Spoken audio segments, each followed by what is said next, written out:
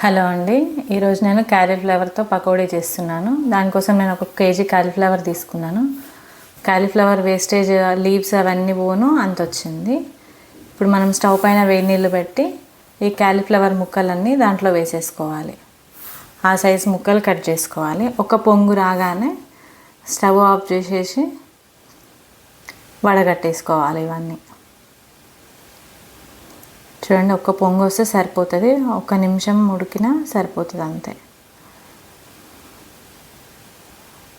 ఇప్పుడు వీటిని ఇలా వాటర్ తీసేసి ఒక బౌల్లో వేసి పెట్టుకోవాలి. ఇప్పుడు మనం ఒక పెద్ద బౌల్ తీసుకొని అందులో కార్న్ఫ్లోరు, బియ్యం పిండి, శనగపిండి ఇవి 2 టేబుల్ స్పూన్లు తీసుకోవాలి. ఒక్కొక్కటి మొత్తం 6 టేబుల్ స్పూన్లు తీసుకోవాలి.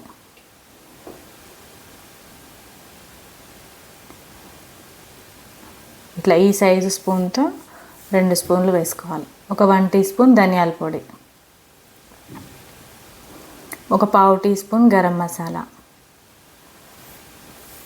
1 టీ స్పూన్ కారం, హాఫ్ టీ స్పూన్ సాల్ట్ వేసుకోవాలి. సాల్ట్ కరెక్ట్గా సరిపోతుందండి, హాఫ్ టీ స్పూను.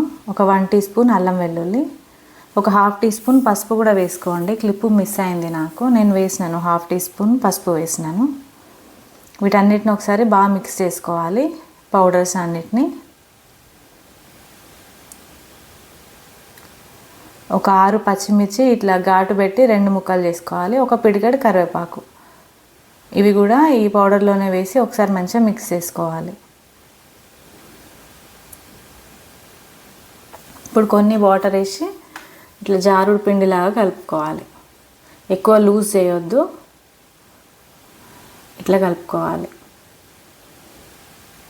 ఇప్పుడు మనం ఈ ఉడికించిన క్యాలీఫ్లవర్ ఉంది కదా, అట్లా వాటర్లో వేయడం వల్ల పురుగులు అట్లా ఏమైనా డస్ట్ కానీ పురుగులు కానీ ఉంటే పోతాయి అన్నమాట. ఇప్పుడు ఈ క్యాలీఫ్లవర్ మొత్తం ఇందులో వేసి కలుపుకోవాలి. కలిపి ఒక 10 నుంచి 20 నిమిషాలు పక్కన పెట్టేయండి. టైం లేదనుకుంటే వెంటనే కూడా చేసుకోవచ్చు. మీకు టైం ఉంటే ఓ పావు గంట 20 నిమిషాలు అట్లా పక్కన పెట్టేసేయండి.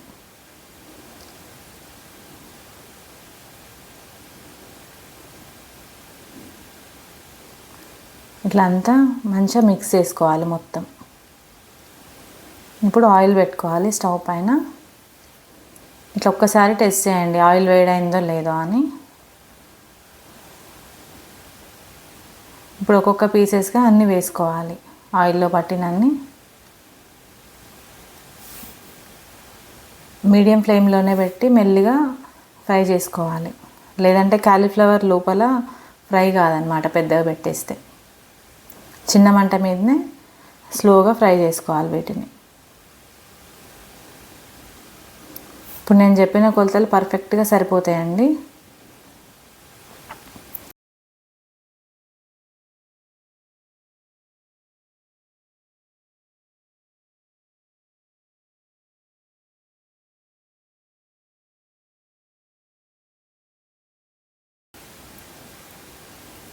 ఇట్లా మెల్లిగా ఫ్రై చేసుకోవాలి చిన్న మంట పైన.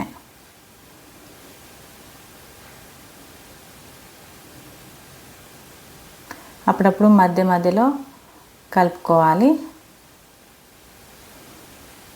ఈ పచ్చిమిర్చి కరివేపాకు అందులోనే వేసి కలపడం వల్ల తినడానికి బాగుంటాయి అన్నమాట, పచ్చిమిర్చి అయినా కరివేపాకు అయినా.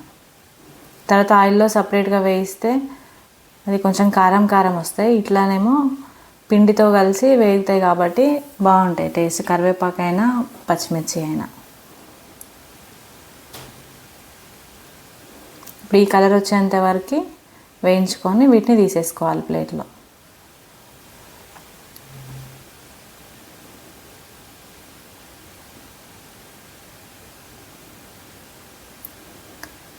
కలర్ వేయాల్సిన అవసరం లేదండి, మనం కారం పొడి కొంచెం రెడ్గా ఉంటే ఇట్లా కలర్ వచ్చేస్తాయి. నేను ఏ కలర్స్ వాడలేదు, జస్ట్ ఒక హాఫ్ టీ స్పూన్ పసుపు వేసిన అంతే. అల్లం వెల్లుల్లి, గరం మసాలా, కారం అన్నీ ఇంట్లో చేసుకున్నవే. కారం పొడి కూడా పట్టించిందే, పసుపు కూడా పట్టించిందే.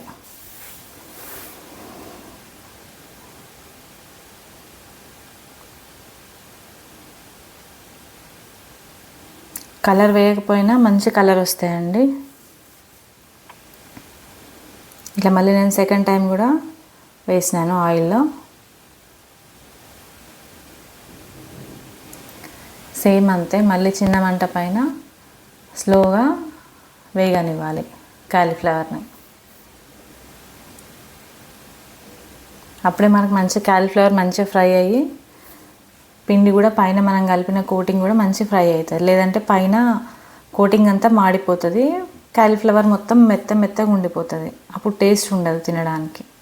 సో ఇట్లా స్లోగా చేసుకుంటేనే బాగుంటుంది. మళ్ళీ చూడండి సేమ్ అదే కలర్ వచ్చే వరకు ఉంచి ప్లేట్లో తీసేసుకోవాలి.